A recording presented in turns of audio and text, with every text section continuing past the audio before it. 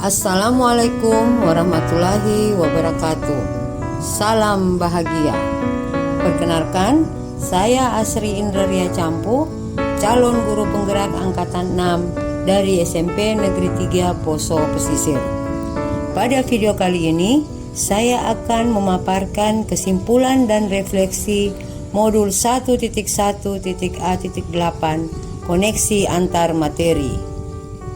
Saya akan melakukan refleksi melalui 3 pertanyaan, yaitu yang pertama, apa yang saya percaya tentang murid dan pembelajaran di kelas sebelum saya mempelajari modul 1.1. Yang kedua, apa yang berubah dari pemikiran atau perilaku saya setelah mempelajari modul ini. Yang ketiga, apa yang dapat segera saya terapkan lebih baik agar kelas saya mencerminkan pemikiran Ki Hajar Dewantara. Untuk pertanyaan pertama, apa yang saya percaya tentang murid dan pembelajaran di kelas sebelum saya mempelajari modul 1.1? Sebelum saya mempelajari modul 1.1, saya percaya bahwa saya sebagai guru dominan dalam kegiatan pembelajaran atau biasa disebut teacher center. Saya menggunakan metode ceramah dalam kegiatan pembelajaran di kelas.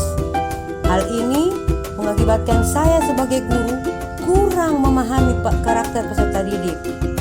Kurangnya motivasi peserta didik untuk belajar, peserta didik menjadi pasif dalam kegiatan pembelajaran.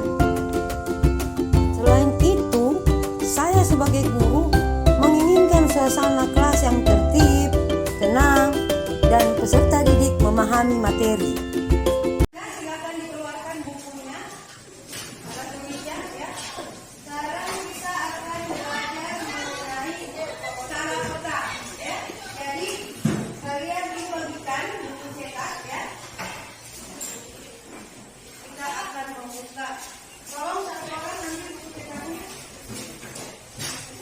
Dibagikan ke temannya.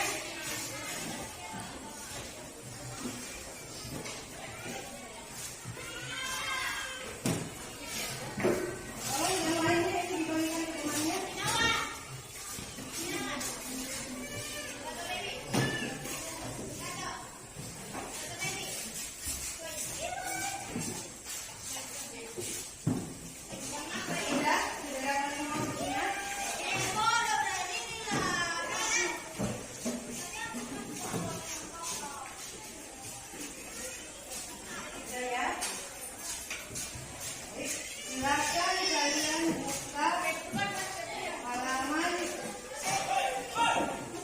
50. Dibuka halaman 50.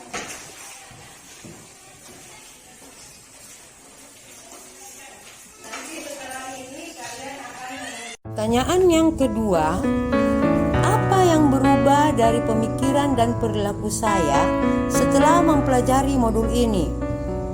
Setelah mempelajari modul ini, pemikiran saya yang berubah yaitu yang pertama, pembelajaran seharusnya berpusat pada peserta didik agar peserta didik menjadi lebih aktif karena terlibat dalam proses pembelajaran. Yang kedua, masih banyak sumber belajar bagi peserta didik dan guru hanya bertugas untuk menuntun peserta didik dalam memilih sumber belajar yang baik.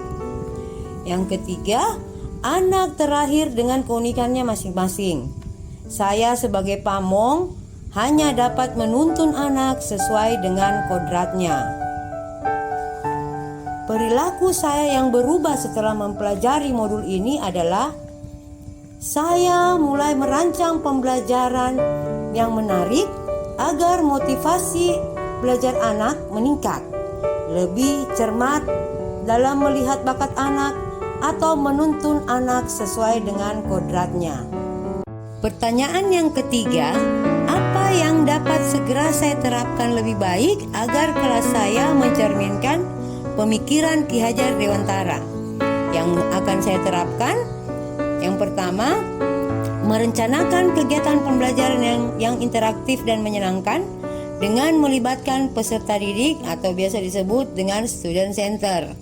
Yang kedua, melaksanakan pembelajaran yang mengutamakan budi pekerti dengan melakukan pembiasaan-pembiasaan yang baik.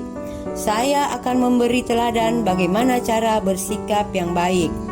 Yang ketiga, saya akan menerapkan pendidikan yang menuntun, bukan menuntut. Saya sebagai pamong akan menuntun peserta didik sesuai kodratnya agar tercapai keselamatan dan kebahagiaan yang setinggi-tingginya sesuai dengan tujuan pendidikan menurut Ki Hajar Dewantara. Yang keempat, yang terakhir, saya akan melaksanakan kegiatan pembelajaran sesuai dengan kodrat alam dan kodrat zaman. Menurut Ki Hajar Dewantara, kodrat anak adalah bermain. Maka dari itu, saya akan menggunakan model pembelajaran yang menggunakan permainan agar suasana pembelajaran menjadi menyenangkan. Dari pemaparan yang telah saya sampaikan, dapat disimpulkan bahwa pemikiran Ki Hajar Dewantara harus segera diterapkan dalam proses belajar. Pemikiran Ki Hajar Dewantara yang harus diterapkan yaitu: yang pertama, pendidikan adalah menuntun anak sesuai minat dan bakatnya. Yang kedua, pendidikan memerlukan penanaman budi pekerti. Yang ketiga, pendidikan sejatinya berhamba kepada anak. Demikian pemaparan saya mengenai koneksi antar materi modul 1.1. Sebelum saya mengakhiri video saya kali ini, izinkan saya memberikan sebuah pantun. Ketemu Ani si gadis santun, senyumnya manis dan ceria.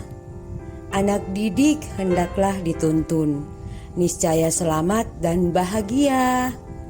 Terima kasih, salam bahagia. Wassalamualaikum warahmatullahi wabarakatuh.